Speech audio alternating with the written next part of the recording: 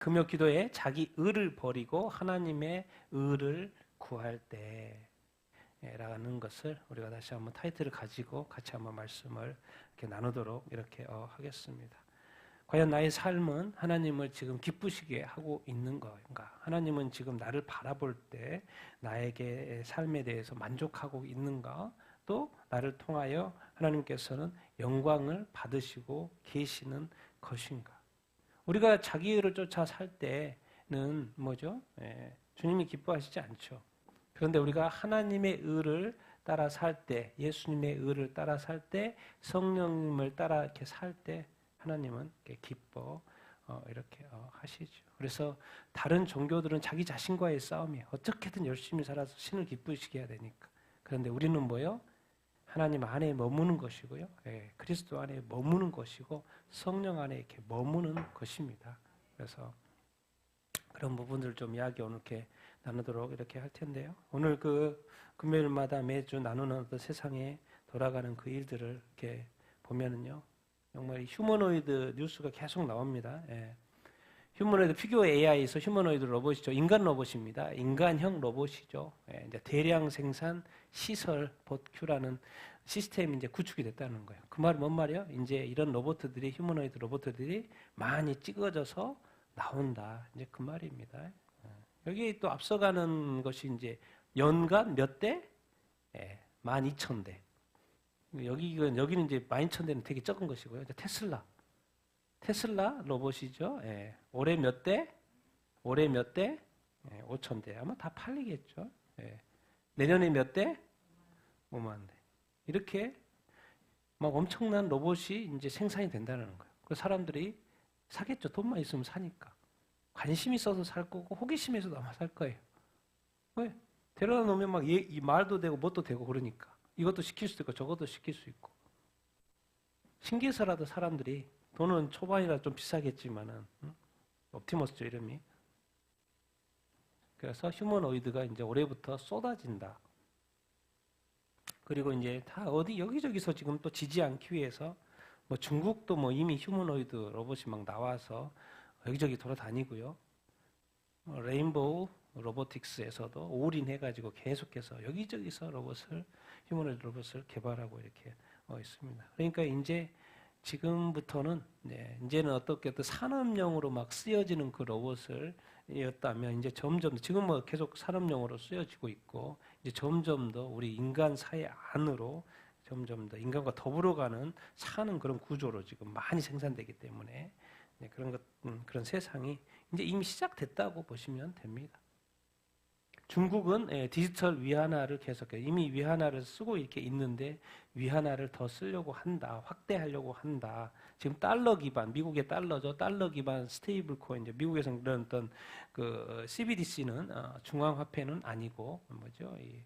이제 스테이블 코인으로 이렇게 해서 디지털 화폐 같은 것을 인정을 하는데 그런 차원에서 또 이제 중국도 디지털 위안화를 더 추진해 가려고 이렇게 한다. 자기도 뭔가 이렇게 이 어떤 기축 통화에 대한 주도권을 잡고 싶은 거죠. 중국이 잘하는 거 뭐예요? 베끼는 거. 짝퉁. 우리 삼양식품 무슨 면? 불닭 볶음면 먹어보셨습니까? 불닭 볶음면. 이걸 짝퉁을 전 세계에 다 팔고 있는 거예요, 지금. 얼마치나? 1조 원어치나. 연 매출이 1조 원어치. 사람들은 그냥 동남아 같은 거 막 사겠죠. 뭐 이런 거 저거 뭐 불닭면인 줄 알고 이렇게 사겠죠. 근데 알고 봤더니 중국 짝퉁인 거죠. 맛 비슷하고 그러니까. 매출을 어마어마하게 올린다는 거. 할랄 인증 마크까지 찍어가지고 막. 근데 그거 뭐예요? 실제로 삼양 게 아니고 중국 기업 거라는 거. 하여튼 중국은 베끼기를 잘해요. 제끼를 잘하고. 이런 의식이 많이 부족한가 봐요. 이 어떤 삼양식품이 어떤 저희가 라이센스를 가지고 있는데 그것을 베껴서 1조 원어치 팔아도 괜찮다는. 참 이게 하여튼간. 그래도 뭐요? 더 놀라운 건 뭐예요? 중국 사람들 대단히 일단 워낙 인구가 많고 실리콘밸리 AI 연구실 절반이 누구라고요? 중국 사람들. 그 말이 뭔 말입니까? 지금 미국에도 그렇고 중국 내에도 그렇고 이 AI 똑똑한 중국인들이 어마어마하게 많다는 거예요. 거기가 미국조차도 실리콘밸리 AI 연구실의 50%가 절반이 중국 사람이라는 거예요. 그러니까 이 AI 기술을 이 중국을 사실 따라가기가 쉽지가 않은 거예요. 진짜 어마어마한 겁니다. 이거는 이제 어떤 기술 차원. 중국의 어떤 공산주의 말고 기술적인 차원에서 중국이 엄청나게 앞서갈 수밖에 없는 그런 어떤 구조예요. 워낙 사람이 많고 투자가 워낙 많이 되고 미국조차도 50%가 중국 사람이라는. 여러분 이제 요즘에 관세 전쟁 이제 트럼프가 이제 4월 2일 날 공식하겠지만 25% 자동차에 대해서 25% 때린다고 지금 말을 했고 4월 2일 날 또 관세 이야기하죠. 상호 관세. 트럼프가 도대체 왜 관세하냐? 우리 고든창 아시는 분 웬만한 사람은 다 알죠. 예. 중국한 정보통, 한국에 대한 정보통이죠. 그래서 트럼프 대통령이 제일 신뢰하는 사람 중에 하나죠. 예. 트럼프 관세 정책을 도대체 왜 하지? 사람들은 막 싫어하잖아요. 그런데 2차 대전, 2차 세계대전 이후에 자유무역 체제가 이미 끝났다는 거예요. 자유무역이 안 되고 있다. 그게 누구 때문이냐? 누구 때문에? 중국 때문에. 중국이 약탈적이고 범죄적인 정책을 쓰기 때문에 이미 자유무역 체제 자체가 되지 않는다는 거예요. 그래서 뭔가 무역으로 뭔가 풀어보려고 해도 그게 되지 않는다는 거예요. 그러니까 결국 푸는 건 딴 게 없다는 거예요. 관세 가지고 하는 수밖에. 그래서 관세 정책을 쓴다 이런 어떤 표현을 지금 하고 이렇게 있는 거예요. 그래서 지금 난리죠. 네. 그래서 더 이상 이제 미국에서도 자기네들이 이렇게 계속해서 손해 보면서 갈 수는 없다. 그래서 상호 관세 막 이야기를 이렇게 하고 있는 어떤 상황. 그래서 이제 미국 같은 경우 중국의 모든 제조업 30년 동안 그래서 막 10% 이상씩 막 성장, 경제 성장을 했잖아요. 그렇게 해서 모든 기업들이 다 가서 중국에서 제조업을 했는데 알고 봤더니 그게 자유세계에 도움이 될 줄 알았더니 그게 중국 기술만 키우고 공산주의만 키워주는 꼴이 된 거예요. 그것을 이제 나중에서 깨달은 거죠. 그런데 이제 다른 어떤 바이든이나 오바마나 그런 것들, 그때는 별로 막 같이 중국하고 협력하는 구조로 갔다가 이제 트럼프 때 나와가지고 이제 엄청나게 중국을 때리는 구조로 가고. 자, 일본 법원에서 고액 헌금 논란 2단 통일교 해산 명령. 통일교 해산한 것처럼 이렇게 돼 있는데 다른 기사에서 보면 현대전개에서 보면은요, 일본 통일교 법인을 해산한 겁니다. 법인을 해산하는 거예요. 왜냐하면 누구를 죽였어요? 몇 년 전에 그 총리 죽였잖아요. 근데 거기에 그 자녀가 그랬잖아요. 왜 죽였냐 그랬더니 자기 엄마가 거기다 고액 헌금을 다 해가지고 우리 가족이 너무 힘들게 살았다. 그런 이야기가 되면 이 이슈가 되면서 여기까지 나온 거예요. 고액 헌금 통일교회. 여러분 이거는 어떤 관점에서 봐야 되냐면 뭐 총리가 죽인 것도 죽인 거고 근데 이것을 통해서 자꾸 뭐를 지금 영적인 관점에서 보면요. 통일교가 문제 있음을 지금 드러내는 거예요. 하나님의 관점에서는. 그래서 그것이 문제가 있다는 걸 사람들 하여금 깨닫게 하려고 하는 거죠. 하나님은 지금 이단들 또 하나하나 건들고 있어요. 하나하나 다 건들고 있어요. 사람들이 영적으로 조금만 깨어있으면 하나님의 일하심이 다 보여요. 뭐 한국에서도 뭐 문선명도 당연히 죽었지만은 뭐요? 일본에서도 또 이슈화가 워낙 뭐 전 총리가 죽어버렸으니까 너무 큰 존재가 죽어버렸잖아요. 근데 그게 알고 봤더니 그 가정이 통일교와 관련 있는 거예요. 그래서 또 하나님이 통일교를 드러내는 것이고. 하나님은 지금 주님이 이 죄악에 대해서는 다 드러내셔요. 다 드러내셔요. 깨달으는 거.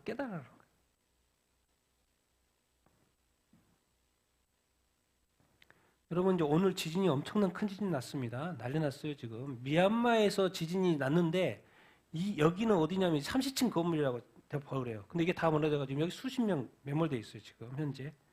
그런데 어떤 태국 목사님이 그 올려진 사진에 내가 봤는데요. 얼마나 많은 건물들이 다 무너졌는지 몰라요. 그러니까 그게 태국하고 가까운 곳에서 그랬나 봐요. 이거는 뭐 이 하나의 건물이고 그 태국 목사님이 보내준 거에 보면 엄청나게 많은 건물들이 다 무너져 있어요. 7.7. 그런데 지금 미얀마에서도 문제지만 뭐요? 인근에 있는 태국까지도 흔들려가지고 태국의 건물이 많이 무너진 것 같아요. 이제 뉴스에 엄청 날 겁니다. 세계적으로 이제 크신 이슈가 될 거예요. 큰 이제 뉴스가 계속 나오겠죠. 30층짜리 건물 열심히 짓고 있는데 하루아침에 끝나버리고 인부 몇 사람은 살고 나머지는 이제 매몰돼 있다니까요. 이 지진이라는 것이 한순간에 끝나버립니다. 그리고 앞으로 이런 지진은 엄청나게 일어날 거고 지금 일본도 막 엄청 걱정하고 있잖아요. 올해 7월 5일 날. 그 꿈꾸어서 그림으로 그렸던 그 사람 2011년도 동일본 대지진 그걸 맞췄잖아요. 자기가 꿈에 보고 말했는데 실제로 그때 어마어마하게 사상자가 났고 일본이 난리 났잖아요. 근데 그분이 다시 꿈을 꾸고 다시 책을 발간했잖아요. 그게 바로 올해 7월 5일.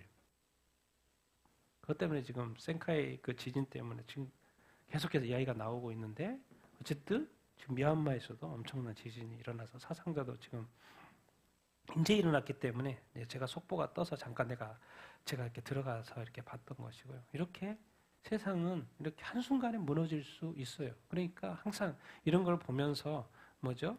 항상 우리의 믿음을 늘 새롭게 할 필요가 있습니다. 앞으로의 재앙, 어마어마한 재앙들이 이 세상에 일어날 거예요. 이건 거의 이제 시작에 불과합니다. 시작에 불과해요. 근데 아무튼 우리가 이 한 지진으로 해서 이미 수많은 사람들이 이 세상의 삶을 마쳤다는 거죠. 참 어쨌든 큰일이 일어났어요. 군요 7.7에.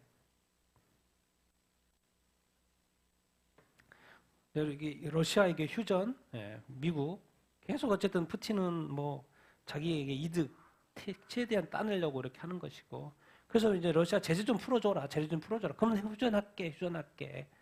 국제통신망 제재 좀 풀어줘라. 근데 그것은 이제 EU가 해야 되는 상황인 거고. 근데 이제 올해 7월이 시한인가 봐요. EU가 대러시아 제재를 하고 있는데 그 시한이 7월이 올해 7월. 몇 개월? 7월까지가. 근데 이제 EU는 이제 안 풀어주겠죠. 안 풀어주려고 하겠죠. 뭔가 좋은 휴전 조건이 되면 뭐 어떨지 이렇게 모르겠지만. 어쨌든 러시아는 지금 어쨌든 종전 쪽을 시키려고 하는 것이고, 트럼프 대통령은 스페인 총리도 지금 미국이 그렇죠. 그러니까 뭐 전에는 EU 집행위원장이 여자분이 그렇게 말을 했지만은 뭐 스페인 총리도 이제 우리 단일 유럽군 창설하자 계속 이야기가 나오는데 회의해 보면 자기네들 이견이 너무 많고 과연 그렇게 할 수 있나 뭐 그런 이야기에서부터 해가지고. 근데 어쨌든 유럽군 창설 27개 회원이 한 군대를 갖자, 한 군대 장관을 갖는 거죠. 그러니까 쫙 움직일 수 있도록 준비하자 그 말인 거죠. 근데 여러 가지 이제 미국 없이 그게 되냐, 뭐 여러 가지 이제 의논. 그렇지만 어쨌든 끊임없이 유럽에서는 한 군대, 단일 군대, 유럽군을 창설하자 그런 이야기가 나오고 이렇게 있는 것이고. 최근에도 이 발언이 또 해가지고 이분이 라이덴 그 EU 집행위원장 아닙니까? 이후에 러시아 위협에 떨고 있는 EU 모든 시민 72시간 3일치죠. 3일치 비상식량을 준비 이렇게 해야. 뭐 러시아가 침공한 것도 아닌데 뭐 말을 이렇게 미리미리 하는지 모르겠지만은 뭔가 이런 거를 통해서 뭐 또 이렇게 군사 준비를 더 빨리 해야 된다는 것처럼 뭐 분위기를 띄우려고 하는 것인지 뭐 어쨌든 뭐 이런 식으로 자꾸 급한 것처럼 말하고 있어요. 우리 3일치 비상식량 다 준비해야 된다. 뭐 이런 식으로. 유럽이 지금 위험과 불확실성의 시대에 직면해 있다. 우크라이나와 러시아의 전쟁, 지정학적인 긴장 고조, 자연재해, 사이버 공격 등. 하여튼간 이 어떤 그 유럽에서는 지금 러시아와의 어떤 대면 이런 것들이 지금 우크라이나에서 EU 어쨌든 이런 식으로 계속 가고 이렇게 있는 것이고. 근데 러시아 우크라이나 전쟁에 있어서 또 이제 북한이 러시아를 엄청 도와주고 있죠. 올해도 몇 명 파견했다고요? 3,000명 파견했고 이미 미사일과 포탄 등도 이미 그쪽 많이 줬다. 그런 이야기 우리 합참에서 우리 한국 대한민국 합참에서 발표 이렇게 하는 거예요. 지금 북한군 11,000명을 이렇게 보냈는데 그 중에 몇 명이 다쳤어요? 죽거나 다친 게 4,000명. 그러니까 북한 사람들은 하여튼간 그냥 총알 맞은 거예요. 오직 이득을 보는 사람 누구예요? 김정은 혼자예요. 놀랍죠? 자기 군대를 보내가지고 오직 이득 본 사람은 자기 혼자예요.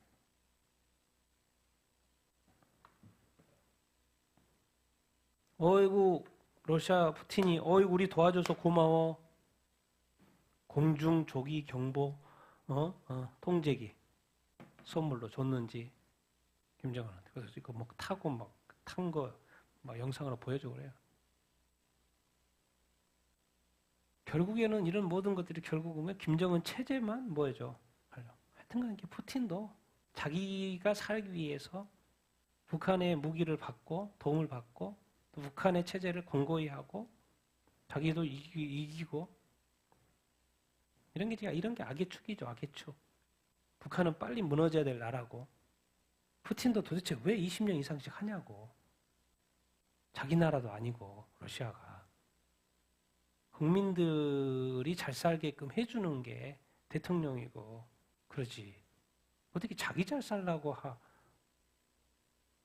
그러니까 이런 러시아나 이 푸틴이나 김정이나 저거 받았다고 좋아하고 타고 있고 자기의 군인들은 몇천 명씩 죽어가지고 부모들에게도 제대로 알리지도 않고 무슨 일이 아니죠. 리더의 입장에서는. 지금 가자지구 이스라엘 이야기 가자지구에서 지금 여기서는 이제 수백 명 이스라엘 신문인데요. 수백 명 하마스의 통치에 대해서 반대하는 시위 했다 그랬는데 또 다른 이스라엘 신문에 보면 여기는 수백 명이라고 돼 있는데 여기는 몇 명이라고 돼 있어요? 3천 명. 엄청나게 많은 인원이 시위 가자지구에서 하마스를 반대하는 그런 시위를 했다. 전에도 한 적은 있긴 한데 이번에 또 대규모로 이렇게 했다. 그렇게 하니까 또 누가 당연히 하마스가 가만히 있었겠습니까? 또 와서 다 해산시키고 그런 어떤 일이 있었다. 그런 이야기 이렇게 입니다. 전쟁이 빨리 끝났으면 좋겠다. 근데 뭐 하마스가 있는 한은 뭐 전쟁이 끝나겠습니까? 하마스가 물러가야지 전쟁이 끝나는 것이고. 그러니까 그 사이에 이제 팔레스타인 사람들만 이제 죽어나는 것이죠. 그러니까 이제 이게 이제 지나치다 보니까 이제 이런까지 시위까지 했다. 가자 주민들이 시위를 했다. 그런 이야기 이렇게 있고. 또 이런 소식은 제가 이제 처음 봤는데 전에 몰랐다가 보니까 이제 찾다 보니까 이집트가 가자지구 대피민 50만 명을 일시적으로 수용할 의향을 표시한 걸로 이렇게 이렇게 있습니다. 한 200만 명이 있으니까 이렇게 이쪽 레바논 뭐 이렇게 나눈다고 그랬잖아요. 시리아 뭐 이렇게. 근데 이집트도 있는데 이집트도 200만 명 중에 50만 명 정도 뭐 이렇게 일시적으로 표현은 뭐 일시적으로 최대한 뭐 자기네들은 무조건 다 받을 이런 개념으로 가지 않죠. 미국의 지원을 받기 때문에 미국의 말을 들을 수밖에 없는데 어쨌든 이 기사를 제가 처음 봐가지고 한 50만 명 적은 숫자가 아니죠. 50만 명을 일시적으로 수용할 의사가 있다는 보고서. 앞으로 이제 돌아가는 일들 알고만 있으면 어떻게 돌아가는지 보면 되고요. 그리고 이제 누가 이제 책을 하나 썼어요. 배신의 집으로의 귀환이라는 이 아미 카나라는 사람이 책을 이렇게 썼어요. 그 이스라엘 남부에 2023년 10월 7일 날 하마스 대원들이 이렇게 넘어왔잖아요. 거기에 몇 년을 거주했어요? 60년을 거주 이렇게 했다는 거예요. 2023년 7월 그때까지. 그런데 하마스에 의해서 64명이 자기가 살던 공동체에서 다 학살당했다는 거예요.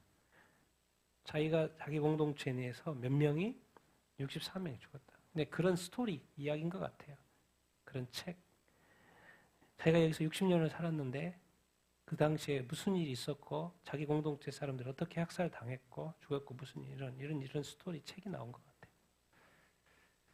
그래서 어쨌든 뭐 1200명이 학살을 이렇게 당했고 제가 이제 기사는 스크랩을 했는데 기사를 안 가져왔는데 그때 일어난 일들에 대한 또 이렇게 포로들이 풀려나가지고 한 이야기들이 있습니다.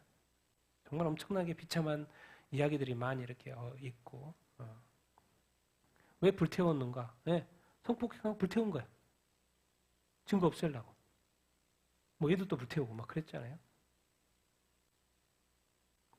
이 시대에 정말 전쟁 범죄에서 가장 추악한 범죄가 2023년도 10월 7일 날 일어난 거예요. 자기네들은 뭔지 모르고 이렇게 했죠. 딴 거 없어요. 그거는 이스라엘로 하여금 움직이게끔 하려고 하는 거예요. 왜요? 하나님의 때가 됐어. 이스라엘 하여금 지금까지 경험해 못한 최악의 피해를 본 거예요.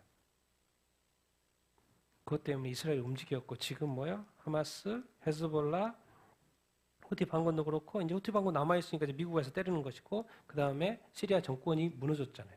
또 이란까지 악화됐잖아요. 때가 돼서 그렇습니다, 여러분. 때가 돼서. 어쨌든 그때 피해에 대한 책, 슬픔의 책이죠. 뭐 사람 죽어나갔다는 이야기니까. 네타냐후도 지금 인질이 지금 아직 남아있죠. 산 인질도 한 20여 명, 24명인가 있고, 아직 남아있어. 죽은 인질도 있고. 근데 인질 협상이 지금 안 되고 있고, 그러니까는, 아예 그냥 가자 지구를, 이렇게, 저기 하겠다. 점령을 이렇게 하겠다. 원래는, 기사에 보면 1967년도 3차 중동 정전 때 가자 지구를 점령을 했어요. 그래서 계속 점령을 하고 있다가 2005년도에 38년 만에 2005년도에 철수를 한 거였어요. 유대인 정착촌 21곳, 21곳 플러스 군대까지 다 철수를 했는데 그 사이에 뭐가 된 거예요? 하마스가 힘을 키워가지고 이 전쟁이 나는 거예요. 2005년도에 물러났는데 그래서 지금 그다지 땅굴 파고 뭐 다 한 거죠.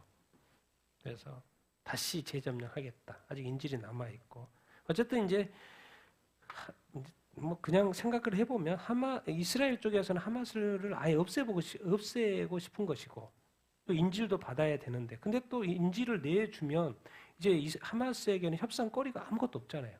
그렇기 때문에 무조건 종전의 도장을 찍어야 돼요, 이스라엘이. 그런데 지금 2차 휴전 이것에 대해서 이제 이스라엘도 잘 안 하고 하여튼 이게 뭐가 막 안 되고 있죠. 아예 그냥 인질 다 내놓겠다. 그러니까 쉽게 나오면 그렇게 할 텐데 서로 핑계대면서. 그러니까 어쨌든 네타냐후는 아예 그냥 다시 점령하겠다. 이렇게 막 나오는 것이고요. 결과를 봐야 되겠죠. 자, 미국이 갑자기 지금 중동 쪽에 화력을 집중을 이렇게 하고 있습니다. 스텔스기입니다. 어마어마하게 폭탄이 들어가 있죠. 이게 한 대만 보이죠? 근데 지금까지 역사상 이래 본 적이 없는데 미국이 스텔스기를 7대인가를 보낸대요. 스텔스기를. 지금까지 신인근 이분도 그래요. 국방TV에서 말해요. 지금까지 미국 이렇게 전개한 적이 없대요. 이렇게 많은 스텔스기를 한꺼번에. 근데 이거를 지금 어디로 보내고 있어요? 이스라엘과 이란 쪽으로 가까운 곳으로 보내고 있어요. 지금은 이제 이 후티 반군을 엄청나게 때리고 있죠. 왜? 때려야지 무력화 시켜야지 그 다음에 이란을 때려도 문제가 없잖아요.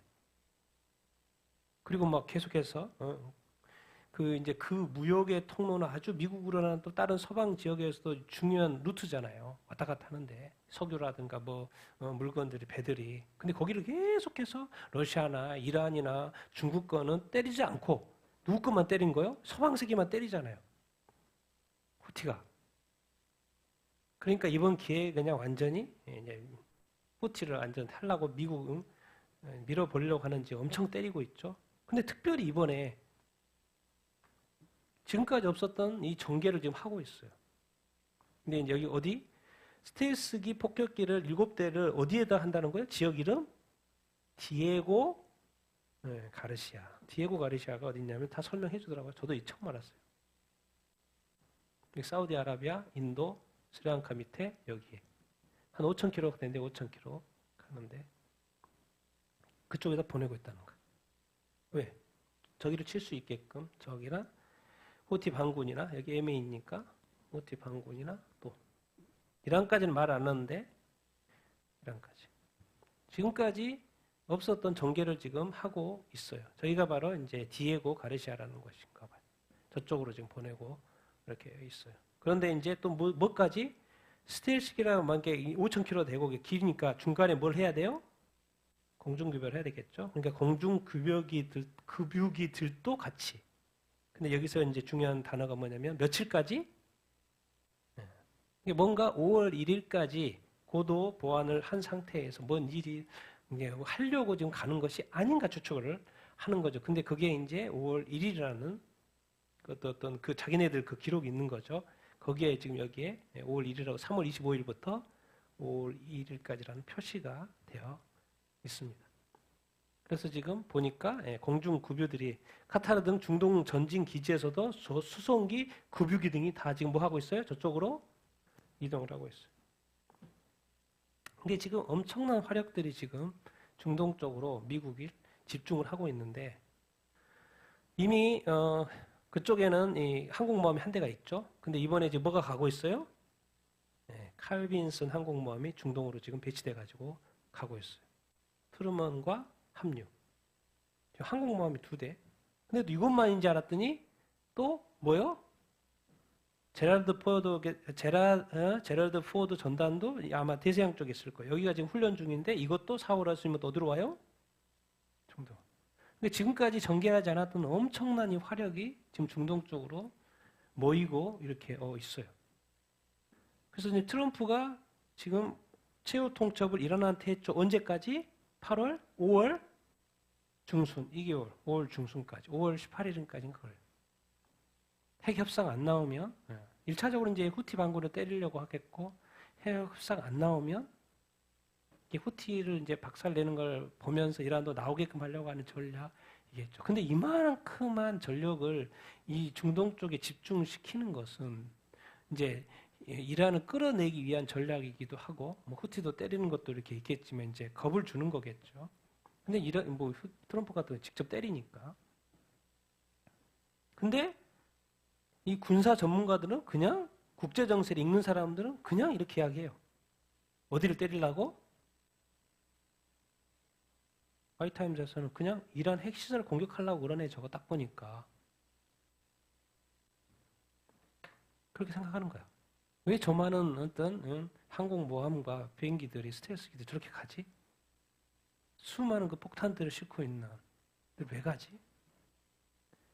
그러니까 지금 이제 몇 개월 내에 한 2개월 내에 그런 일들이 있을 것인가? 보면 됩니다. 기다리면 됩니다. 어쨌든 이런 지금까지 전개하지 않았던 이런 일들이 있으니까 보십시다. 그러니까 이제 하도 이렇게 되니까 이란에서도 뭐예요? 전에도 한번 보였죠. 이번에 또 우리 지하에 땅굴 크게 퍼가지고 뭐 우리 무기들 다 이렇게 다 보유하고 있어. 들어와봐. 우리도 공격할 거야. 다시 한번 보여준 거야. 최신 미사일도 다 지하 터널이 있다고. 되게 큰 것 같아요. 터널이. 트럭이 이렇게 있는데도 이렇게 공간이 큰 거 보면. 어마어마한 무기들이 지금 지하 터널에 있는 것을 이렇게 보여주고 이렇게 있는 것이고요. 그래서 어쨌든 이제 조만간에 중동에서 무슨 일이 있지 않을까 그런 생각을 이렇게 해보고 어쨌든 미국은 이란의 핵 무기를 용납하지 않기 때문에 협상에 나오지 않으면 무조건 때립니다. 무조건 때릴 텐데 협상을 이제 어떻게 나오냐 이렇게 문제고 나오냐 안 나오냐의 이슈가 이렇게 있는 것이고요. 두고 보면 될 것 같고 우리 한국도 저는 이제 5년간 강제 북송된 북한 주민이 몇 명이에요? 55명이나 된 줄 제가 이제 몰랐어요. 저는 몇 명 되는 줄 이건 지금 그때 두 번 씌워가지고 넘긴 거 아닙니까? 근데 55명이나 된다는 이야기를 제가 이번에 알아가지고 왜 이렇게 많이 보냈지? 그래서 문재인 정권은 망합니다. 망해요. 하나님의 관점에서. 우리 국민인데 넘긴 것도 문제, 우리나라에서 넘긴 것도 있죠. 생명을 이렇게 하찮게 여기면요. 그 죽은 값은 누구예요? 한국에 남아있으면 살아있을 거 아니에요, 지금. 근데 북한에 보내서 죽은 거 아니에요. 그럼 그 피값을 누가 받아요? 그 보낸 사람 당연히 받겠죠. 그 책임을. 그 하나님 누구한테 묻겠습니까? 잘 되는 게 아니에요, 여러분. 불이 나가지고 지금 난리죠. 그래서 다 이렇게 불탔어요. 그리고 뭐 경북 북동부만 2,572채 잿더미 이재민도 만 이렇게 5,000채. 그러니까 당연히 뭣도 탔겠어요? 교회도 탔죠. 교회도 탔어요. 120년 된 교회도 탔고 의성군 하화교회라고 하나 1904년도에 설립된 교회 또 청송군에 있는 교회도 탔고 또 다른 목사님 사택도 탔고 또 이렇게 합신 쪽에 있는 안동에 있는 영남 북부교회도 탔고 교회도 많이 탄 거예요. 그리고 기사 읽어보면 성도들 목사님 집도 탔고 그리고 또 뭐요? 성도들 집도 많이 탔고 당연히 이제 그쪽 지역에 있는 사람들 주택이 엄청나게 많이 전소가 됐으니까 그 중에 크리스찬들도 당연히 집도 있을 테니까 다 많이 탔다. 그런 뉴스예요. 어떻게 한날에 여기는 21일, 여기서부터는 22일, 40 몇 곳이 여기 밑에 또 있습니다. 거의 같은 시간에 일어나는 거예요. 이것은 뭔가 상식적으로 야 우리 같이 한번 하자라고 해서 동시다발적으로 하지 않는 이상 어떻게 저게 동시다발적으로 시간차, 지역이니까 약간의 시간차가 있겠죠. 거의 같은 시간에 12시, 1시, 2시 사이에 다 일어난 거예요. 밑에는 또 3시. 그래서 의심스럽다? 이제 그 말인 거야. 왜 전국적으로 저렇게 동시에 같은 시간대. 근데 이것 때문에 이제 여러분들 뉴스 보셨을 수도 있겠지만, 민주당에서 산불 피해 지원할 테니까 마흔역 임명하고 윤 심판하라. 정말 이렇게 산불 피해자들에 대한 피해에 대한 마음은 하나도 없는 거죠. 딴 거 없어요. 좋은 지원할 테니까 마흔역 임명해라. 그 말 뭔 말이에요? 지금 헌재에서 마흔역이 임명이 안 돼가지고 뭐요? 6명이 안 찬다는 거예요. 이게 빨리 보내서 마흔역이 들어가서 윤 대통령을 이렇게 탄핵시키도록 해야 되니까 우리 도와줄 테니까 마흔역 임명하고 탄핵시켜라. 이게 할 소리입니까? 지금 집을 다 잃어버리고 재산을 다 잃어버리고 해야 될 말이 있고 안 해야 될 말이 있는데 오직 그 사람들은 뭐예요? 윤 대통령 탄핵시키는 것밖에 없어요. 근데 헌재에서 안 되고 있어. 그러니까 돈 줄 테니까 임명하고 하라고. 말이 됩니까 저게? 요즘에 이재명 무죄 2심에서 무죄 나와가지고 여기는 이재명, 유동규, 여기는 이제 자살한 사람이죠. 김문계. 만약에 안 만났으면 지금 살아있겠죠. 가족들하고 열심히 재밌게 행복하게 살고 있죠. 아니면 다른 직장이 있었으면. 잘못 만난 거죠, 그러니까.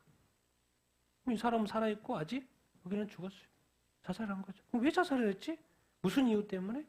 자기가 그냥 죽고 싶어서 가족 버리고 그냥 자기가 살기 싫어서 죽고 싶어서. 딴 게 없죠. 그런데 이제 놀라운 판단이 뭐예요? 이게 전체 사진이고 이것을 이렇게 확대해서 했다고 이것이 뭐라는 거예요? 조작이라. 그래가지고 황당한 이제 그래서 무죄다라고 해가지고 지금 난리가 났죠. 그러니까 절대로 여러분들 확대해서 뭐 하면 안 돼요. 그래서 내가 또 사진 이렇게 확대하다 이거 조작인데 이렇게. 그래서 어떤 분이 그러더라고. 아, 우리 이제 그 뭐죠? 고속도로 달릴 때 그 스피드미터 이제 카메라 있잖아요. 카메라는 뭐예요? 그 차를 확대하잖아요, 지금. 그러면 이거 벌금 안 내도 되겠네. 확대했으니까. 여러분 이거 사람 목숨 이야기입니다. 사람 목숨 이야기. 이재명은 피해갈 수 없어요. 자기 측근들 6명이 자살했어요. 없어졌어요. 그 목숨 누가 책임집니까? 평생 울어도 다음이 없을, 다 갚음이 없을. 기독교 신문에서 나온 거예요. 이재명 살리려고 법치를 무너뜨렸다. 허위사실 유포죄, 정치인 거짓말, 거짓말 의견, 법 아닌 정치적인 고려한 거 아니냐. 알고 봤더니 또 누가 판사예요? 부장판사가 우리법 연구회. 그러니까 이것에 한 가지 이제 저기는 우리법 연구회가 이게 지금 완전히 사법권을 다 잡고 있구나. 헌재뿐만 아니라 사법 이 법관들에게도 그것이 하나 또 드러나는 거죠. 국민들이 알게 되는 거예요. 근데 이제 우리는 기독교인 입장에서 거짓말이 뭐가 돼버리는 거예요? 의견이 되고 무죄가 돼버린 거예요. 이재명 대표 대장동 신무총괄인 김문기 씨를 모른다고 해서 이게 문제가 된 거잖아요. 골프를 치지 않았다고 했지만 나중에 또 쳤다고 말했죠. 백현동 인허가에 대해서 국토부 협박 때문이라고 말했지만은 뭐예요? 국토부에서는 협박한 적이 없죠. 공문에 다 나와 있죠. 근데 그것을 의견이라고 말해가지고 뭐라는 거예요? 그러니까 이제 우리나라 법원에서 뭘 가르쳐주냐? 거짓말해도 된다는 걸 가르쳐줘요. 그것이 뭐가 될 수 있으니까 의견일 수 있으니까. 그럼 말은 우리가 이제 받아들이면 교회 목사님이 말하는 거예요. 성도들 거짓말해도 괜찮아요. 왜? 그것은 의견에 불과할 수 있으니까. 우리나라 판사가 국민들을 대상으로 거짓말해도 괜찮습니다. 앞으로 국회의원들 거짓말 많이 할 거예요. 그래도 괜찮습니다. 그것은 뭐니까? 의견이니까. 교회 입장에서는 뭐예요? 거짓말하면 천국에 못 들어간다고 돼 있어요. 이 땅에 잠깐 삶을 잘 살다가 살기 위해서 거짓말하다가 천국 못 들어가는 일은 없어야죠. 세상이 이렇게 돌아가고 있어요. 거기 핵심은 우리법 연구가 도대체 뭔지. 근데 이제 또 계속해서 이야기가 나오는 것은 뭐예요? 정재호 부장판사가 이재명 대표 법률 특보인 이 최기상 의원과 매우 가까운 사이라는 것. 고교, 대학, 사시동기. 둘이 만나기 전, 재판하기 전에 이야기 하나도 안 했겠죠. 했을까, 안 했을까? 이런 문제 제기를 하는 거예요.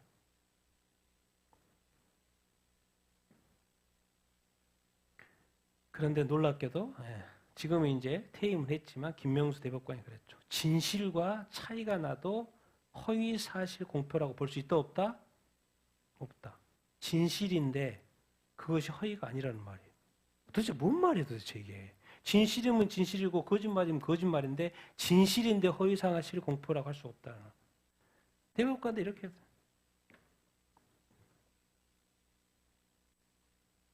그러니까 이게 상상도 못할 우리 대한민국이에요, 지금 국민들. 그럼 이렇게 생각하면 이 법관들의 이런 논리로서 얼마나 많은 억울한 사람들이 생겼을까 생각해 보세요. 얼마나 많은 억울한 재판들 그걸 받아서 감옥에 간 사람이 얼마나 많았을까. 이거는 초등학생, 중학생, 고등학생도 진실은 진실이고 거짓말은 거짓말이죠. 근데 진실이 또 허위공표, 허위가 아니면 어떡해요? 그럼 도대체 애들이 뭘 배우라는 거예요? 우리 공병호 박사님이 이제 오늘부터 지금 사전선거 투표가 됐죠? 예, 재보궐선거. 2012년부터 이렇게 사전투표 조작이 있었다고 이제 이번에 거 2018년도 거 지방선거까지 해가지고 딱 나타나죠. 여러분 20%씩 조작하면 이길 수가 없죠.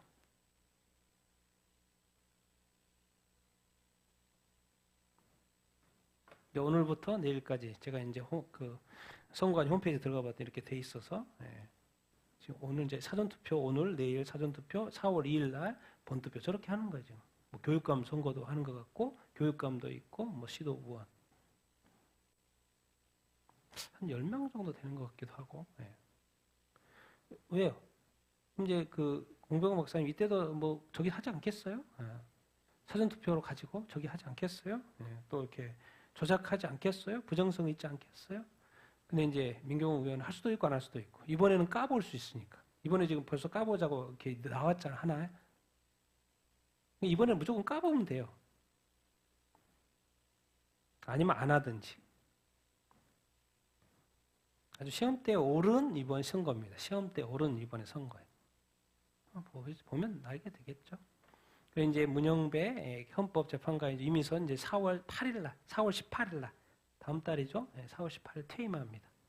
그러니까 이제 지금 퇴임 전에 이 윤 대통령을 선고할지 안 할지 아마 안 하고 갈 확률도 있고 여러 가지 이야기가 지금 나오고 있는 상황이죠. 안 하고 가는 게 본인들한테 편하니까. 본인들 위주로 생각하는 거죠. 봅시다 어떻게 진행이 되는지. 그 전에 할 수도 이렇게 있고. 전에 이제 전에 박근혜 대통령 때는 먼저 하고 바로 퇴임했죠. 바로 막 퇴임 며칠 전에 하고 어떻게 할지는 한번 보고. 더 놀라운 것은 뭐예요? 민주 초선들 40여 은명 30일까지 주일입니다. 30일까지 안 하면 국무위원 전원을 탄핵시켜버리겠대. 나라를 어떻게 운영하라는 거예요? 말라는 거예요? 나라에 관심 없어요. 오로지 윤 대통령 탄핵을 시켜야 되죠. 탄핵을 시켜야 될 이유가 있겠죠. 저렇게까지 하는 이유는. 어떻게 국무위원은 한 사람만씩 뽑는 것도 힘들고 여러 가지 과정이 있고 하는 걸 다 탄핵시키고 다 정지시키면 나라 일은 어떻게 하라고. 이게 바로 행정부 마비죠. 나라를 마비시키는 거죠. 놀랍죠? 그게 우리나라예요. 지금 우리나라. 북한이 아니고 우리나라예요. 저게 지금 민주당의 모습이에요.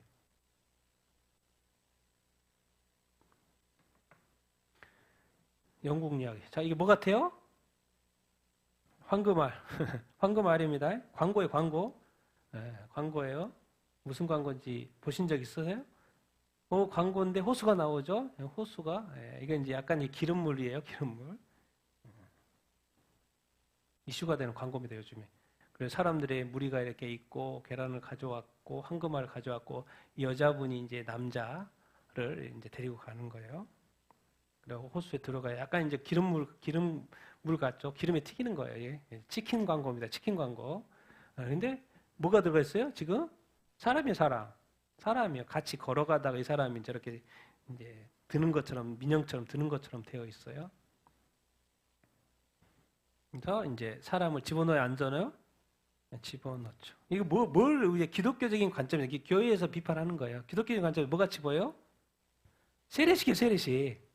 세례식을 빗대어서 지금 광고를 만든 거예요. 그래서 사람을 이렇게 집어넣었어요. 그랬더니 뭐가 나와요? 무슨 회사니까? KFC, 영국하고 아일랜드에 있는 영국에서 만든 광고예요. KFC가.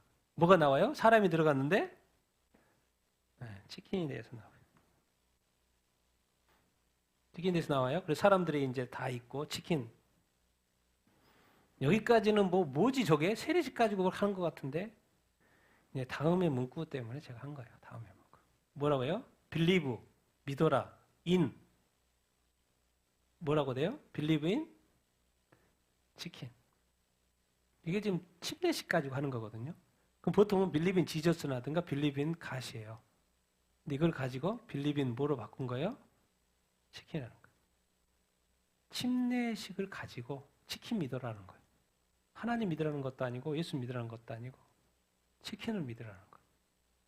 KFC에서 영국 아일랜드 그쪽에서 광고를 만든 거예요. 이것은 난리가 난 거예요. 그쪽에서, 기독교계에서. 이건 뭐 완전 기독교를 모독한 거냐. 근데 놀라운 거.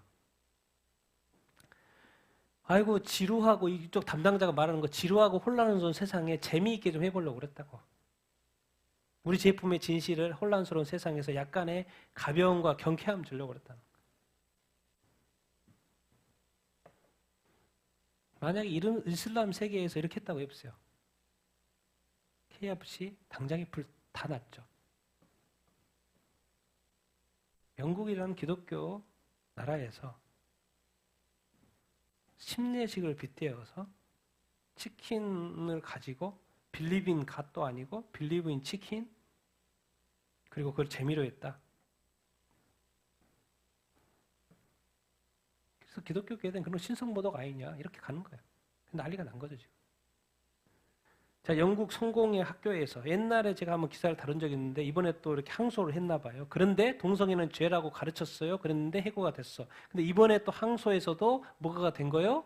2심에서도 패소가 된 거예요. 근데 그 학교 이름 영국 저스티스 주교 성공의 학교 비숍 저스티스 처치 오브 더 잉글랜드 스쿨이에요. 12년 동안 교사였어요. 근데 거기에 단어가 뭐가 있어요? 저스티스가 있어요. 정의, 의, 하나님의 의 학교에서 그 이름을 달고 있는 학교에서 교사가 동성애는 죄라고 가르쳤는데 영국의 성공의 학교니까 기독교 학교잖아요. 근데 잘렸어요. 패소했어요. 영국의 분위기 아시라는 거예요. 영국의 초등학교에서 이번에 다양성을 존중하기 위해서 부활절 행사 맨날 하는 건데 뭐 했어요? 취소를 했어요. 왜? 이번 결정은 포용성을 촉진하고 학교가 학생과 가족의 다양한 신념을 존중하기 위해서 특정한 종교적 기념행사를 열지 않는 것이 좋으니까. 매년마다 해오던 부활절 행사를 기독교 학교라는 거겠죠. 뭐 영국이 기독교 아닌 학교가 있을까요? 근데 다양성을 존중하기 위해서 부활절 행사 취소했대. 다른 행사를 취소하고 아니면 그것도 하고 이것도 하든지 부활절 행사를 취소해버려? 헝가리입니다. 놀라운 소식이에요. 헝가리 소수자 행진 금지법을 뭐 시킨 거예요? 통과시킨 거예요. 놀라운 지금 법안을 통과시킨 거예요. 성소수자 행진 금지법. 지금까지 이 흐름이라는 게 지금 유럽은 완전히 동성애 문화인데 헝가리가 약간 이제 미국하고 같이 가고 있죠. 그래서 헝가리는 막 미국 군인들 독일에서 뺄 거면 우리한테 보내라 막 그러고 있고 아주 그냥 발 맞춰서 가고 있는 나라가 지금 헝가리 중 하나인데 미국의 흐름을 타는 것인지 성소수자 행진 금지법 등 유엔이 당연히 뭐라고요? 차별 금지법. 그 말은 뭔 말이에요? 이제 유엔은 동성애 찬성 쪽인 것이죠. 근데 어쨌든 뭔가 이런 반발이 좀 나오고 있다는 것도 신기한 일이다. 미국의 대학교 종교학 과정 리치먼드 대학교 성경을 뭐 하고 있다는 거요? 퀴어 해서 가르친다. 대학교에서 젠더 교수 버지니아 한 젠더 연구 교수가 성경의 강간과 성적 폭행에 초점을 맞춰 연구를 진행하면서 성경을 뭐 하고 있다? 퀴어링하고 있다. 리치먼드 대학교는 퀴어 바이블이라는 새로운 종교학 과정을 개설했다는 거예요. LGBT 중심의 퀴어 이론과 섹슈얼리티 성경 탐구. 성경과 그 해석을 퀴어하는 거예요. 섹슈얼리티 성정체성 퀴어 속의 퀴어 쾌락. 근데 놀라운 것은 이것을 하는 교수가 그레이 빌이라는 그 교수가 대학의 여성 젠더 성적 연구 자문위원이면서 무슨 학자예요? 히브리어 성경학자예요. 히브리어 성경학자인데 이런다는 거예요. 그레이 빌 교수죠. 교수. 성경 해석에 페미니스트적이고 퀴어적인 접근 방식을 한다는 거예요. 놀랍죠? 히브리 성경에 강간과 성폭력에 대한 초점을 맞추고 디나나 다말, 바세바, 하갈, 로세타, 시온에따, 레이너의 첩의 강간에 대한 새로운 해석을 제시한다. 퀴어 바이블 교수, 성경에 대한 페미니스트, LGBT적인 접근 방식. 아이가 먹히고 있다. 아이가 어떻게 먹히지? 동화 속에 모성적인 식인 풍습이 있다. 히브리적인 성경, 히브리어 성경 속에 모성적인 뱀파이어, 왜 로서의 하나님, 야훼. 하나님은 뱀파이어, 모성적인 뱀파이어. 완전 다르게 해석하는 거예요. 완전 퀴어적으로 성경을 해석하는 거예요. 기독교의 가장 신성한 책을 퀴어링하는 것이 학계의 인기다. 학계에서 인기라는 거예요. 웰즐리 칼리지 자체 퀴어 성경 과정이 있다는 거예요. 센트럴 플로리다 대학 성경의 퀴어 해석 주제에 대한 토론 그룹이 있다는 거예요. 퀴어 크리스천 펠로우십을 제공한다. 퀴어이기도 하고 크리스찬이기도 하는 펠로우십. 여러분 미국이요. 지금 이제 트럼프 대통령 그래서 이게 기사가 나와요. 밑에 댓글 내가 보다. 이거는 지금 영어로 된 거를 한글로 바꾼 거예요. 트럼프 대통령이 젠더는 이제 성이죠. 두 가지뿐 남자와 여자뿐이라고 하지 않았나? 근데 이런 것들이 왜 사라지질 않았는데 왜 사라지질 않지? 왜 이 죄악스러운 삶과 기독교 신앙을 같이 겸화해서 막 하려고 그러지? 둘 다 가질 수는 없는 거 아니야? 밑에서 그들이 답변 그래요. 그런데 대학에서는 그것을 가르치고 그것도 교수가 성경을 가지고 다른 거 가지고 하면 괜찮죠. 뭐 자기가 하고 싶은 대로 한다는 거고 어떻게? 근데 그것을 가지고 꼭 뭐 가지고? 성경을 가지고. 신성모독이죠. 미국 텍사스 지금 트럼프 되면 뭔가 잘 될 줄 알았는데 미국 법원 텍사스 대학의 드래그쇼 금지를 뭐 한다? 불어요. 하게 됐어요. 퀴어 단체 손을 들어줬어요. 웨스트 텍사스 AMA 대학 총장 월터 웬들러는 뭐요? 성경을 인용하여 캠퍼스 내 드래그쇼 금지했는데도 법원은 판단 어떻게 해요? 막으면 안 된다. 표현의 자유. 헌법 제1조에 위배된다. 표현의 자유. 이게 다 그렇게 되는 것도 아니에요, 여러분. 일리노이주 중학교 엄마가 13살 딸 이야기 들어보니까 자기 화장실에 여자 화장실에 남자가 막 들어와. 그리고 막 여자 탈의실에 남자가 들어와서 같이 막 옷 갈아입으래 학교에서. 그래가지고 이슈가 돼가지고 막 하고 엄마가 말하고 있는 거야. 자기 13살 딸 이야기하는 거야. 13살 딸 이야기. 근데 학교에서 같이 공유해서 쓰래. 왜? 여자 화장실에 남학생이 들어와. 학교 연락했더니 그 남학생은 자신이 여자라고 생각하기 때문에 여자 화장실을 사용하는 것이고 여자 탈의실에서 옷을 갈아입을 수 있다는 거예요. 그럼 학생들이 그렇게 해야지. 자기가 여자라고 생각한다는데. 자기 딸이 막 그런 이야기 하니까 지금 난리가 나가지고 저런 막 가서 또 스피치하고 그러고 있는 거예요. 그러니까 이미 그런 어떤 문화들이 이 흐름들이 있는 거예요, 미국에도. 그런데 트럼프 대통령이 이제 또 바로 잡는 부분도 이렇게 있지만은 이미 그런 문화들이.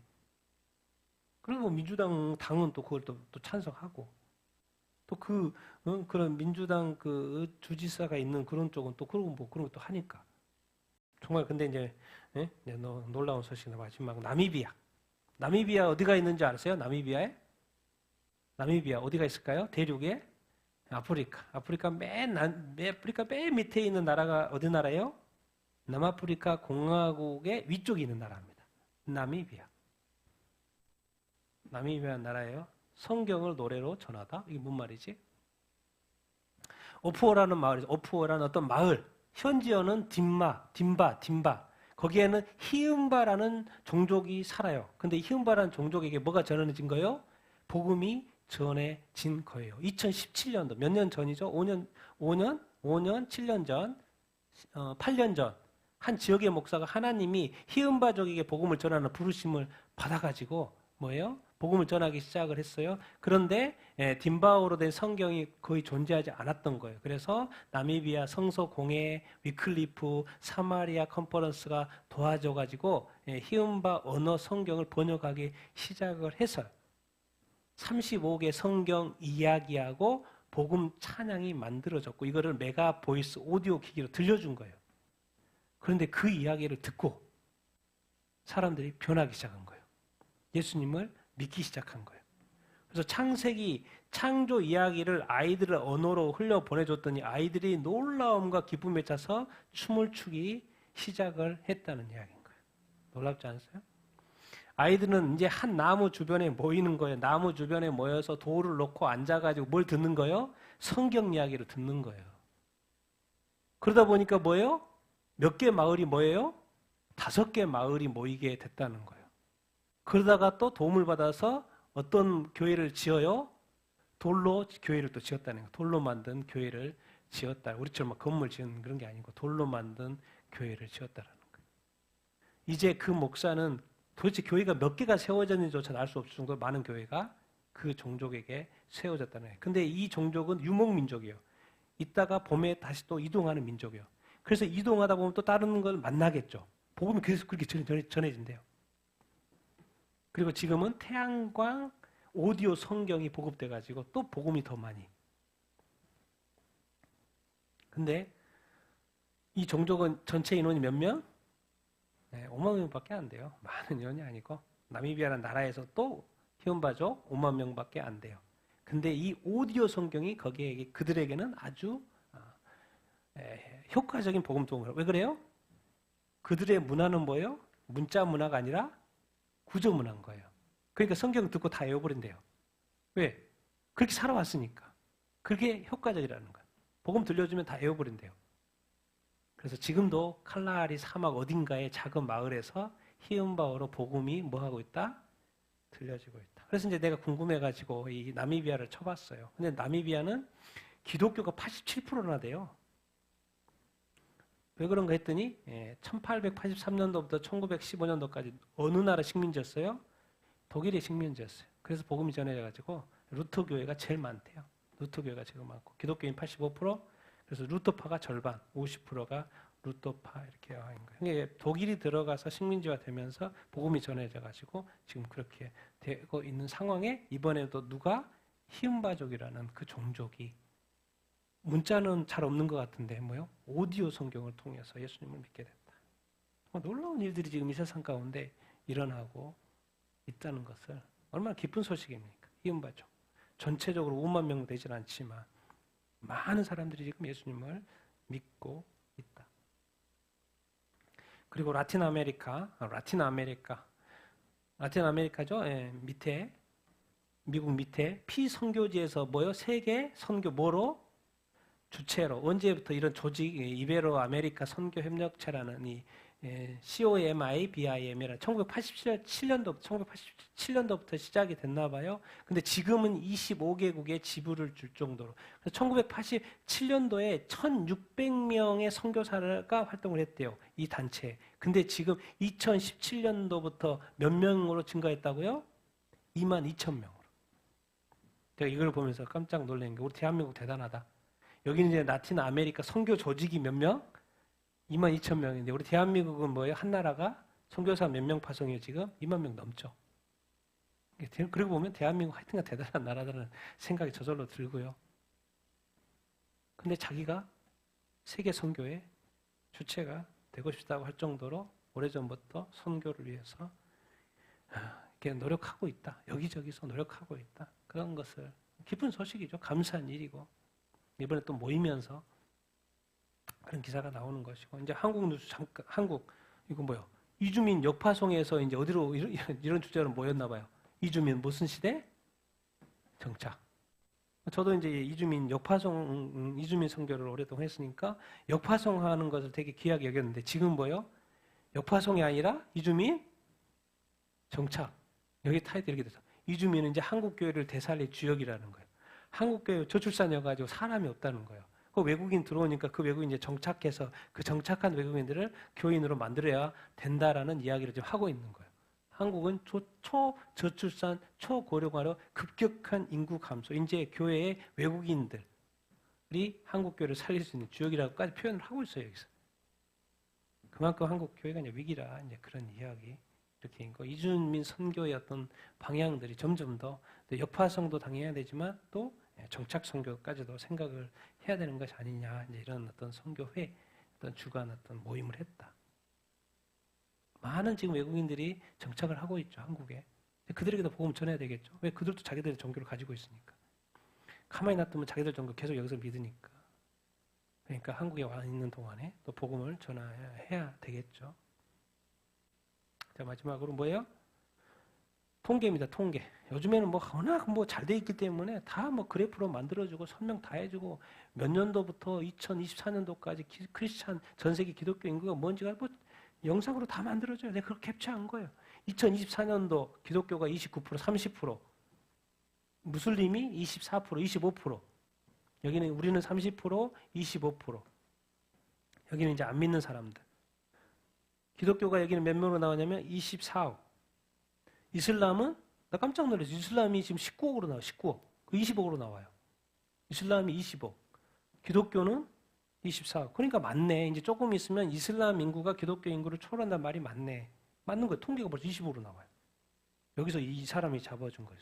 종교가 없는 사람이 13억, 힌두교가 11억 5천. 힌두교가 14억이죠. 인도가 14억 중에서 11억 5천. 불교가 5억.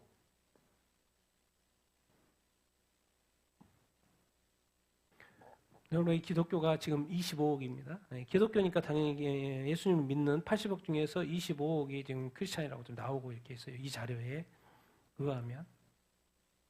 근데 과연 우리가 예수님을 이렇게 믿으면서 얼마나 제대로 이렇게 믿고 있나 이런 생각들을 우리가 해볼 필요가 이렇게 있습니다. 과연 우리 기독교는 25억이라고 되지만 과연 깨어있는 기독교 이렇게인 것인가? 왜 아직까지 80억인 되지 않았을까?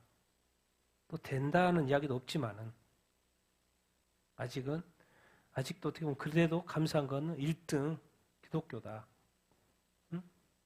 자, 우리 같이 한번 오늘 말씀 읽어보겠습니다. 시작.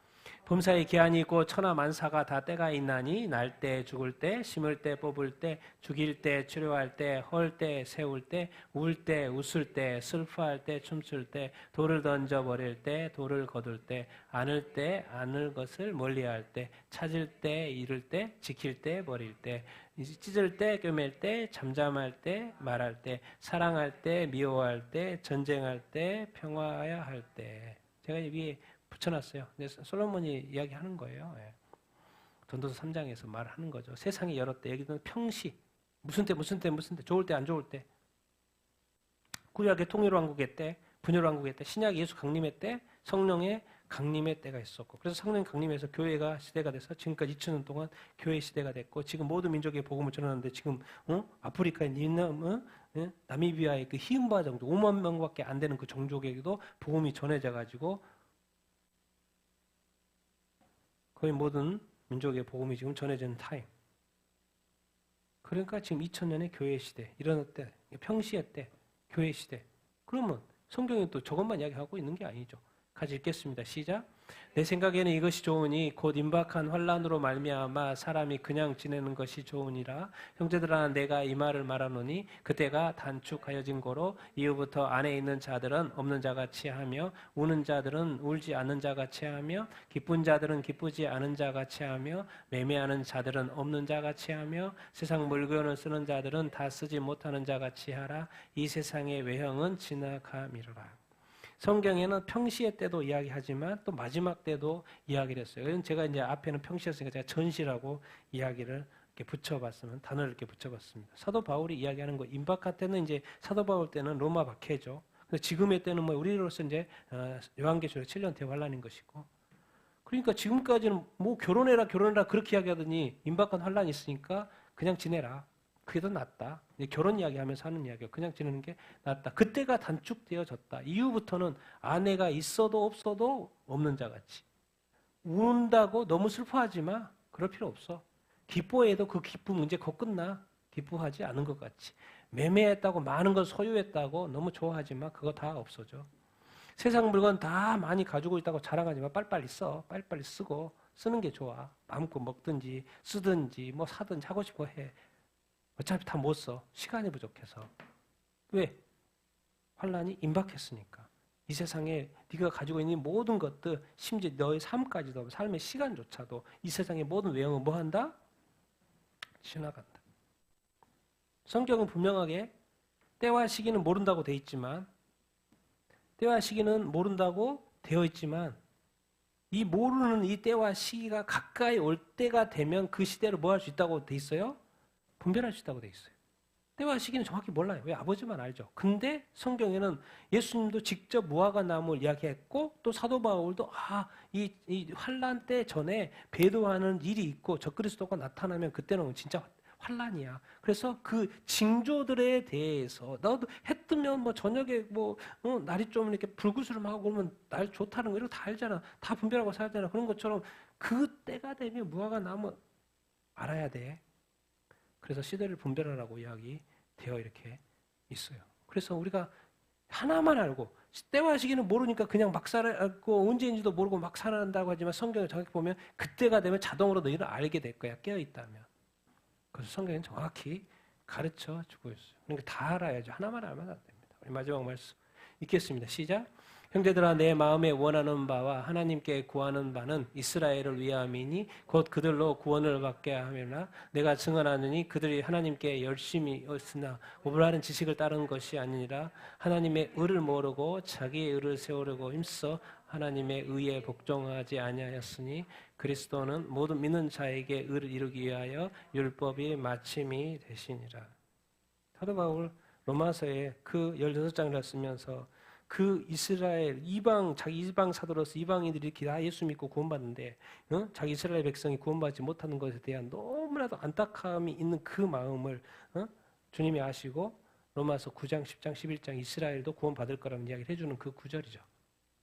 그런데 지금의 현재 상황은 내 마음에 원하는 바, 하나님께 구하는 바는 이스라엘이 뭘 하기를 원한다? 이방인들처럼 구원받기를 원한다. 근데 그들은 하나님에 대한 열심이 엄청 있다. 사도 바울도 처음 예수 믿기 전에 엄청 열심히 있었죠. 근데 그것이 뭘 따른 것이 아니다? 올바른 지식을 따른 것이 아니다. 그럼 뭔데요? 그건 다 뭐였다? 자기 의였다는 거예요. 뭐가 아니었다? 하나님 의가. 하나님 의는 뭐예요? 그리스도 예수. 그런데 그 그리스도 예수를 뭐 해버렸어요? 자기 의 때문에 십자가에 못 박혀 죽었어요. 그러니까 자기 의에 차 있는 사람은 그리스도가 안 보여요. 말씀이 안 들려요. 내가 왜 말씀을 안 들으지? 왜 말씀에 대한 이렇게 이런 것이 없지? 자기 것으로 가득 차 있기 때문에 그래요. 그리스도는 그냥 믿는 거예요. 믿는 거. 뭐 요구하는 거 아무것도 없고 행하라는 거 아무것도 없고 그냥 믿어. 마음으로 믿어. 그것이 뭐가 된다? 의가 된다. 빨리 율법 끝내. 자기 의 끝내. 제대로 살려면 지금 하나님의 그리스도는 예수 십자가의 의고 믿음의 의죠. 그리고 여기서는 나의 열심이 아니라 누구가 열심? 내 안에서 누가 열심 부리는 거예요? 성령이 열심히 부리고 너는 죽어. 그런데 지금 이스라엘은 어떤 상황인 거예요? 사도 바울이 볼 때 이스라엘 상황은 이방인들은 복음을 전하면 예수를 믿는데 이방인은 뭐예요? 예수님을 죽여버리네. 메시아를 죽여버리네. 그걸 뭐라 그래요? 자기애라. 그리고 율법의 행위에 의해 왜? 율법을 지켜 행함으로써 받는 그 행위에 거기에 있다는 거예요. 예수님으로 안 넘어와요. 믿음의 행위로. 그리고 어떤 열심? 자기 열심. 하나님께 대한 엄청난 열심이 이렇게 있어요. 그리고 그들은 엄청나게 칭찬을 받고 있고 지도자로서 명예도 가지고 이렇게 있어요. 이스라엘의 의였던 거예요. 근데 그것이 구원을 받는다 못 받는다? 못 받는다. 그건 무엇의 의다? 자기 의다. 하나님의 의는 이제 때가 바뀌어서 뭐로 바뀌어버렸다? 율법이 아니고 그리스도다. 여러분 그래서 우리가 기독교가 좋은 것은요. 우리한테 아무것도 하나님 요구하지 않아요. 그냥 믿어. 누구? 예수님만. 그리고 끝. 우리가 근데 우리 기독교인들인 교회는 자기하고 너무나도 열심히 싸워. 그냥 나와. 믿어. 기도해. 찬양해. 근데 자꾸 이제 신앙생활을 하다가도 다시 돌아가. 성령 안에 머물고 그리스도 안에 머물고 말씀 안에 머물고. 근데 보십시오. 여러분도 생각해 보십시오. 내가 정말 말씀을 사랑합니까? 내가 정말 하나님 사랑합니까? 정말 예배를 드릴 때마다 막 뒤집어질 것 같습니까? 눈물이 납니까? 차이 납니까? 그런데 우리 그리스도인들은 뭐예요? 신앙생활 다 하고 교회는 잘 돌아가도 다 구원의 감격이 다 사라진 목사님들 앞에서 설교할 때 딱 교인들 눈 보면 다 알죠. 찬양을 따라보지 않는 사람도 입 하나 끝날 때까지 입 하나 뻗긋 안 하는 사람도 있고 교회 나가는 그 표정이 왜 이렇게 뭐 똥 씹은 얼굴 하고 교회에서 예배드리는데 하고 있고 왜 뭔가 안 풀린다는 그런 이야기가 안 풀리는 게 아니라 내가 안 죽고 내 안에 누가 더 역사해야 되는데 성령이 역사해야 되는데 그 성령의 해야 된다는 지식이 없든지 아니면 그것을 그 시간과 그 기회를 내두지 않든지 지금은 평시 때가 아니고 전시 때예요. 자기 믿음을 지켜야 될 때입니다. 전쟁 중에 영적 전쟁이 가장 심한 때고 미국이 이스라엘을 돕고 후티를 치고 이란 핵시설을 치고 그게 지금 뭐겠습니까? 성경이 애언적으로 가고 있는 거라니까요. 그냥 그래서 그런 게 아니라 지금까지 이런 역사가 어디가 있어요? 이스라엘 역사가 어디 있어요? 1200명이 죽고 어마어마하게 또 포로로 인질로 잡혀가지고 이런 일들 이스라엘 역사가 없었어요. 홀로코스트 이후에 이 큰일이 왜 이때 일어나냐고요. 그리고 미국은 또 트럼프가 돼가지고 왜 이렇게 돕냐고요. 왜 핵실을 쳐야지만이 뭐가 되니까? 이스라엘 평화시대가 오니까. 성경의 예언대로 쫙 가고 있는 이때가 바로 뭐예요? 마지막 때예요. 그때가. 그러니까 무화과 나온 비유를 알라는 거예요. 그러니까 교회로 깨어나라는 말이에요. 그런데도 지금도 평시인 줄 알고 지금 살아가는 우리 전 세계 교회와 성도들 그런 사이에 교회는 뭐예요? 동성애로 물들어 있고